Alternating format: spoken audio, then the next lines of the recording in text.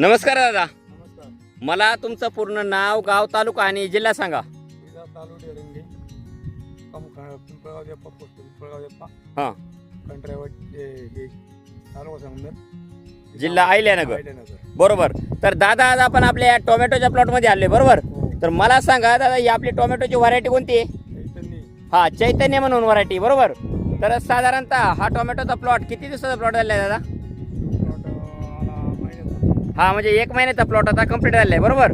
तर टोमॅटो या पिकासाठी तुम्ही यावर्षी थोडासा बदल करून आपली जे ऑर्गॅनिक कार्बनयुक्त दाणेदार खतं आहेत त्याच्यामध्ये गोदावरी, कृषी समृद्धी, सिलिकॉन, पीडीएम पोटॅश, प्रोम, कृषी मॅक्स आणि निंबोळी पेंट हे तुम्ही काय केलेले आहे, ज्या पिरियडला आपण टोमॅटोला बेसल डोस खाली भरतो त्या पिरियडला आपली जे ऑर्गॅनिक कार्बनयुक्त दाणेदार खतं आहेत ही तुम्ही काय केलेली बेडमध्ये भरलेली बरोबर.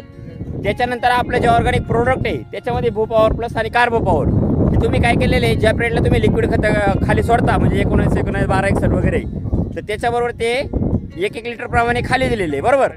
हां.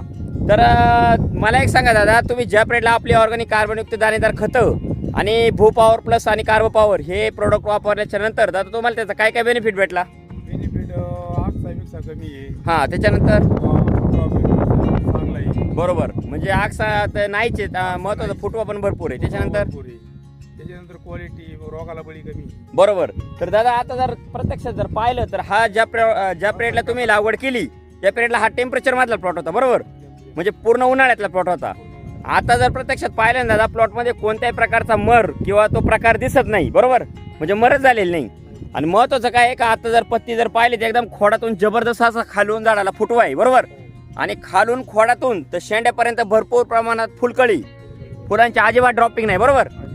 आता जर हे बघा ना, प्रत्यक्ष जर पाहिलं ना तर एकदम एकसारखा प्लॉट आहे बरोबर.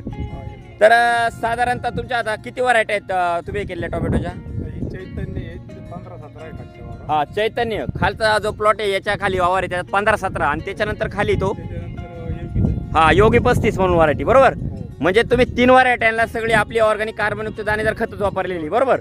तर साधारणतः तुम्ही किती वर्षापासून आपली ऑर्गॅनिक कार्बनयुक्त दाणेदार खतं वापरताय दादा? 4-5 वर्ष.